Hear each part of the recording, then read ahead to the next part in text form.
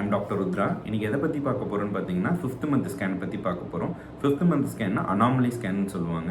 இந்த anomaly scan வந்து நம்ம எதுக்காக பண்ணணும், இந்த அனாமலி ஸ்கேன் வந்து ஏன் அவ்வளோ முக்கியம், அனாமலி ஸ்கேன்ஸில் நம்ம என்னென்ன பார்ப்போம், என்ன வளர்ச்சி குறைபாடு நம்ம கண்டுபிடிச்சுன்னா அதை நம்ம சரிப்படுத்த முடியுமா சரிப்படுத்த முடியாதா, அதை பற்றி தெரிஞ்சுக்கிறதுக்காக தான் இந்த வீடியோ.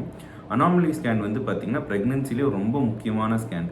இது யூஸ்வலி பார்த்திங்கன்னா ஒரு ரேடியாலஜிஸ்ட் ஒரு வீக் ப்ரிஃபர் பண்ணுவாங்க. நான் வந்து 20 to 24 வீக்ஸில் ப்ரிஃபர் பண்ணுவேன். ஏன்னா அப்போ தான் வந்து குழந்தையோட க்ரோத் வந்து எங்களுக்கு வந்து கிளியராக தெரியும். இந்த அனாமலி ஸ்கேனில் வந்து பார்த்திங்கன்னா நம்ம 8 டோ ஸ்ட்ரக்சர்ஸ் வரைக்கும் குழந்தையோடது பார்ப்போம். எனி வளர்ச்சி குறைபாடு இருக்கான்னு கண்டுபிடிச்சி அதை வந்து நம்ம பேரண்ட்ஸுக்கு இன்ஃபார்ம் பண்ணுவோம். எதனா வளர்ச்சி குறைபாடு இருந்ததுன்னா இதை வந்து நம்ம குழந்தை பிறந்ததுக்கப்புறம் இதை சரிப்படுத்த முடியுமா, இதை சரிப்படுத்த முடியாதா அப்படின்னு நம்ம பேஷண்ட்டுக்கு ஒரு கவுன்சிலிங் கொடுத்து அவங்களுக்கு இதை புரிய வைப்போம். யூஸ்வலி வந்து பார்த்திங்கன்னா சில பேருக்கு கன்ஜெனென்டலாக எதுனி பர்த் டிஃபெக்ட் குழந்தைங்களுக்கு ஏற்படும் போது நம்ம அதை கண்டுபிடிச்சி ரொம்ப மேஜர் பர்த் டிஃபெக்டாக இருந்தால் கண்டிப்பாக வந்து நம்ம அந்த ப்ரெக்னென்சியை கண்டினியூ பண்ண முடியாது.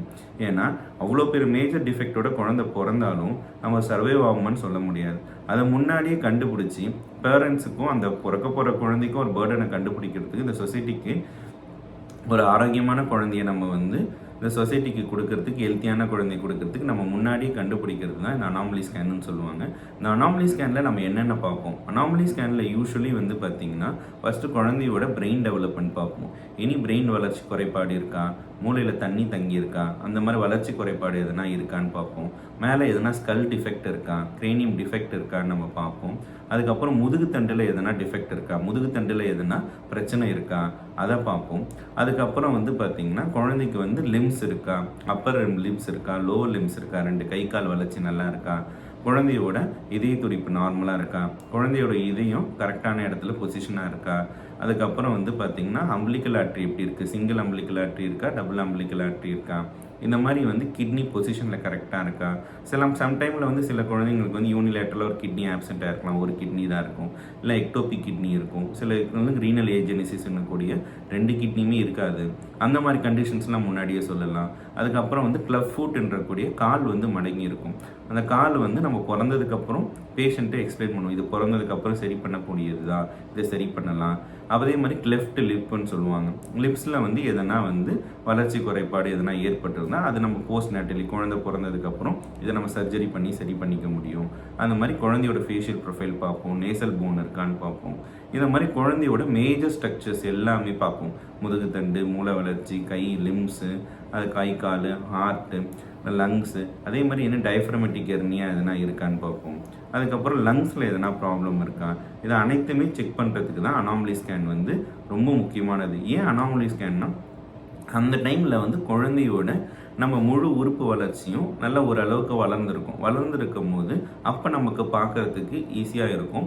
ஒன்ஸ் நமக்கு வந்து ஒரு 25 வாரம் மேலெல்லாம் தாண்டி போயிடுச்சுன்னா அதுக்கப்புறம் இனி வளர்ச்சி குறைபாடு இருந்ததுன்னா நமக்கு வந்து அந்த ப்ரெக்னென்சி வந்து டெர்மினேட் பண்ணுறதுலேயே ரொம்ப கஷ்டம் இருக்கும். ஸோ இதெல்லாமே நம்ம அவாய்ட் பண்ணிக்கிறதுக்கு இனி வளர்ச்சி குறைபாடாக இருந்தாலும் முன்னாடியே கண்டுபிடிக்கிறதுக்கு தான் அனாமலி ஸ்கேன் வந்து ரொம்ப முக்கியம்.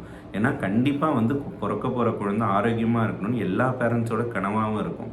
ஆனால் வந்து 100ல் 1 இல்லை 1,00,000ல் 1 குழந்தைக்கோ இந்த மாதிரி வளர்ச்சி குறைபாடு ஏற்படும் போது அதை முன்னாடியே நம்ம வந்து கண்டுபிடிச்சிட்டோன்னா அதை குணப்படுத்த முடியுமா முடியாதான்னு சொல்லி தெரிஞ்சுக்கிட்டனாலே குணப்படுத்தக்கூடியதாக இருந்தால் கண்டிப்பாக வந்து நம்ம அதுக்கு முன்னாடி முன்னெச்சரிக்கையாக அவங்க ஒரு 4 டாக்டர்ஸ்கிட்ட கன்சல்ட் பண்ணி லைக் அந்த துறைக்கு ஸ்பெஷாலிட்டியாக இருக்கவங்கள்ட்ட கன்சல்ட் பண்ணி நம்ம முன்னாடியே மனதளவுலேயும் தயாராக இருந்துக்கலாம். சப்போஸ் வந்து நமக்கு கண்டிப்பாக இது குணப்படுத்தவே முடியாது, குழந்தை வந்து பிறந்தாலும் நம்மளுக்கு நிறைய பிரச்சனைகள் இருக்கும், அதுக்கப்புறம் அந்த குழந்தைக்கு வந்து கண்டிப்பாக சர்வைவ் பண்ணுறது ரொம்ப கஷ்டம் அப்படின்னு தெரிஞ்சு ரொம்ப மேஜர் பர்த் டிஃபெக்ட்ஸ்லாம் பார்த்தீங்கன்னா கண்டிப்பாக வந்து ப்ரெக்னென்சியில் வந்து அது கண்டினியூ பண்ண முடியாது. அதெல்லாம் நம்ம முன்னாடியே கண்டுபிடிச்சி அதை வந்து நம்ம அபார்ஷன் பண்ணிக்கிறதோ டாக்டர் கன்சல்ட் பண்ணி சரி பண்ணிக்கிறதோ அது வந்து நம்மளுக்கு ரொம்ப முக்கியமான ஒரு விஷயம். ஏன்னா 5th மந்த் ஸ்கேனில் வந்து கண்டிப்பாக ஒரு எனி மேஜர் டிஃபெக்ட் இருந்துட்டாலே நம்ம வந்து அதை அப்போவே நம்ம வந்து 5th மந்த்லேயே வந்து நம்ம அந்த ப்ரெக்னென்சி கண்டினியூ பண்ணாமல் விட்டுட்டோனாலே நமக்கு வந்து ஒரு என்ன சொல்கிறது ஒரு பெரிய அந்த குழந்தை பிறந்து அந்த 10 மாதம் சுமந்து அந்த குழந்தை படுற கஷ்டத்தை நம்ம பார்க்குறத நம்ம கண்டிப்பாக தவிர்க்க முடியும். அதுக்காக தான் அனாமலி ஸ்கேன் ரொம்ப முக்கியம். இதுக்கு முன்னாடி வீடியோவில் கூட நான் சொல்லியிருப்பேன் ஃபோலிக் ஆசிடோட இம்பார்ட்டன்ஸ்.